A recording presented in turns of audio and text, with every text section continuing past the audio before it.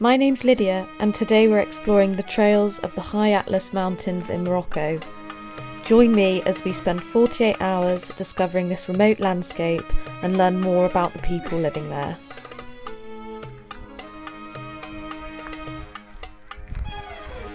After packing my bags and getting organised, I met my guide Abdu. By mid-morning we were up in the High Atlas Mountains, drinking tea and preparing to start our hike. The trail begins in Imi Uglad, a small village near the epicentre of the September 2023 earthquake. 4 months have passed since then, yet many of the villagers are still living in tents and struggling to find the resources to return to normal life.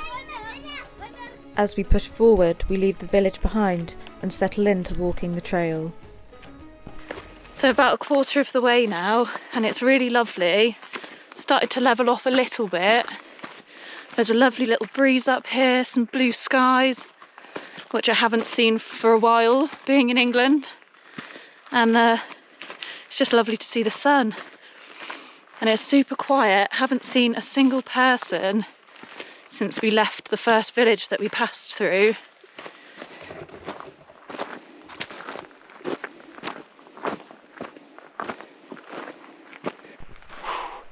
By midday we reach the Tizi pass, where we take a break for some lunch. We've got uninterrupted views over the Amazighs valley, and there's no one around other than us and a few goats. We can't stay here for long though, as there's nowhere to stay until we walk a few hours further. So before long we're back on the trail, soaking up the views as we go.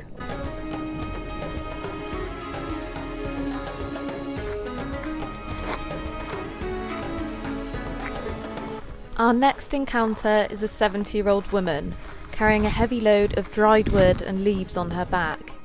She's grateful when Abdu offers to carry the load for a while, as it weighs somewhere around 25 kilograms and she's been carrying it for 40 minutes.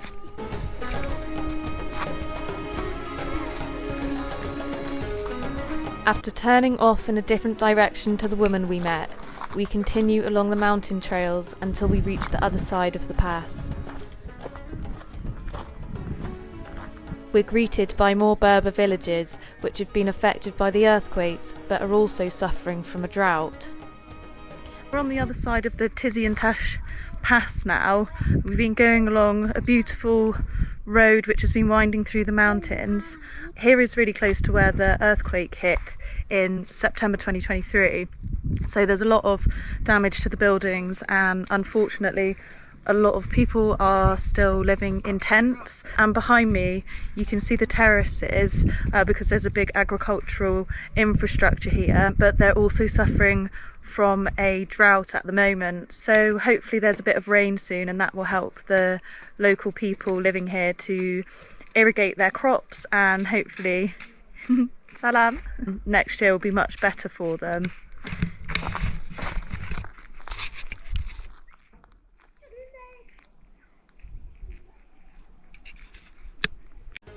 After walking a little further through the villages, we arrive at our accommodation for the night. It's with a Berber family who have opened their home to tourists and is basic but plenty for our needs. It also comes with a hammam and the promise of home-cooked tagine.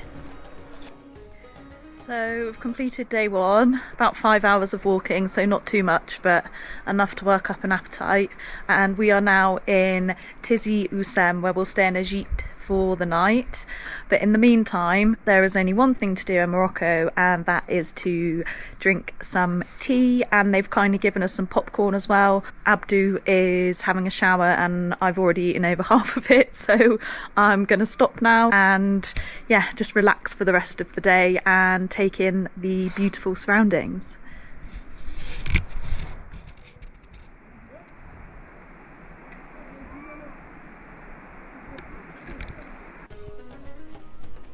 The next day we hit the trails again, pushing higher into the Atlas Mountains. We come across a friendly goat and pass more agricultural terraces. We hike further into the Toubkal National Park and stop off at a makeshift shelter.